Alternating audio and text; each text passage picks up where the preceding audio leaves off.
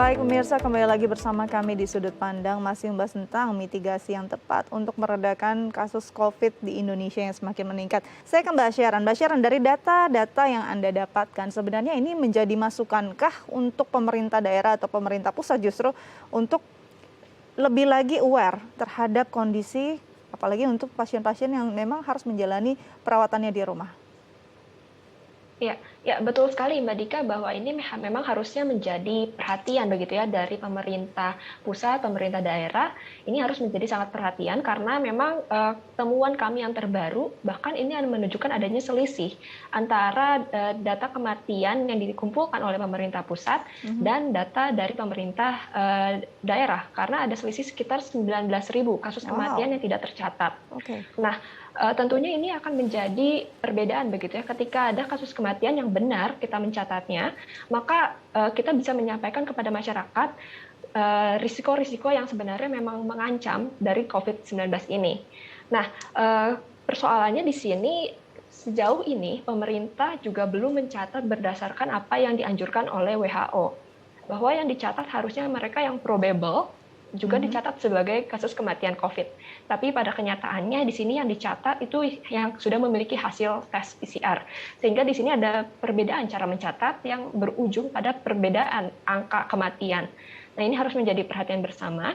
Dan juga ketika mencatat kasus-kasus kematian, seharusnya pemerintah daerah juga berkolaborasi lintas sektor dengan rumah sakit, dengan puskesmas, dengan komunitas yang ada di daerahnya untuk mencatat data-data kematian ini, sehingga dapat mendapatkan data yang real bagaimana kondisi di lapangan.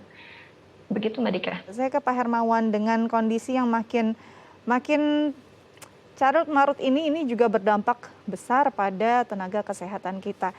Sejauh ini kalau kita lihat tenaga kesehatan yang stres, depresi, bahkan burnout ini juga banyak. Apa yang bisa dilakukan pemerintah paling tidak untuk bisa membuat tentara-tentara garda terdepannya ini tetap sehat dan prima, Pak, untuk bisa melayani masyarakat yang terpapar COVID-19? Sejujurnya tenaga kesehatan itu tidak lagi pada kualitas prima untuk memberikan pelayanan. Karena apa? Bebannya luar biasa, maka tentu cara yang bisa dilakukan yang penting bisa bertahan, memberikan pelayanan terbaik dan menyelamatkan jiwa. Jadi aspek humanity lah yang menyebabkan tenaga kesehatan itu bertahan. Karena memang sumpah profesi untuk mengutamakan kesehatan dan keselamatan jiwa. Tetapi kalau kita lihat secara kualitas karena beban yang luar biasa, tekanan itu ada maka sulit. Maka yang perlu dilakukan itu adalah memutus mata rantai COVID. Jadi hulu persoalannya adalah penyebaran COVID ini, penyebarannya di komunitas. Cara terbaik adalah pengetatan, pembatasan. Yang terbaik sesungguhnya adalah karantina. Itu diamanatkan oleh Undang-Undang Karantina Kesehatan kita, karantina wilayah. Nama ngetrennya adalah lockdown. Tetapi pemerintah kita memilih dengan istilah PPKM, bagian dari social restriction, dan inilah yang terjadi. Social restriction ini sudah berlangsung lama ya, sejak Januari, tetapi namanya berubah-ubah hingga yang terakhir PPKM level 4. Ada pelonggaran juga di mana-mana, kasus pun masih tinggi. Jadi disinilah dilema yang luar biasa ya, karena juga kemampuan masyarakat bertahan dari aspek ekonomi terbatas, pemerintah pun masih terlihat dilema untuk melakukan pembatasan secara optimal ini. Baik, kita masih lihat ini pembatasan terus diuji coba, dinaikkan, diturunkan lagi statusnya, levelnya. Masih ambang apa yang langkah yang diambil pemerintah. Menurut prediksi Bapak sendiri, mungkinkah akhirnya terjadi karantina wilayah?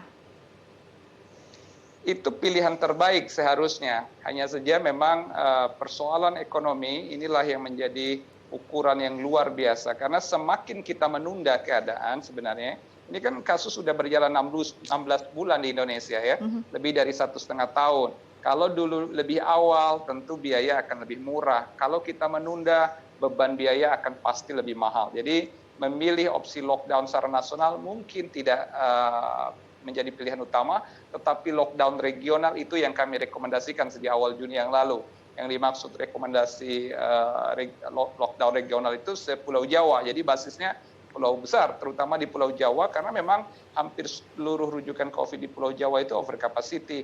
Tetapi kembali, di dalam amanah Undang-Undang Nomor 6 Tahun 2018 tentang kekarantinaan kesehatan, ketika dilakukan pilihan ini, maka pemerintah juga harus memenuhi kebutuhan dan hak masyarakat terutama pada saudara kita yang memiliki mata pencaharian pada sektor informal, mengandalkan penghasilan harian, pekerja-pekerja atau pedagang-pedagang lapakan, yang semua itu banyak jumlahnya di Indonesia, dan kalau bisa dipastikan bantuan itu tepat sasaran, tepat guna, dan tepat waktu, rasanya lockdown menjadi opsi yang logis. Tetapi pun di saat PPKM darurat ini, yang beberapa waktu yang lalu juga terjadi, rupanya masalah bantuan yang tepat sasaran, tepat waktu, dan tepat guna ini juga masih menjadi hal yang mahal ditemukan di lapangan dan di masyarakat kita. Ini semua menjadi tantangan bersama, ada peran pemerintah, peran masyarakat, ya tentu peran kepemimpinan yang paling utama.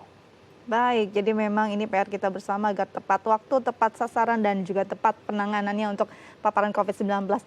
Pak Hermawan, Mbak Sharon, terima kasih sudah berbagi bersama kami di Sudut Pandang. Tetap jaga kesehatan, selamat kembali beraktivitas. Terima kasih, sehat selalu. Ya, pemirsa, sekian Sudut Pandang hari ini. Saya Astia Dika pamit undur diri, sampai jumpa.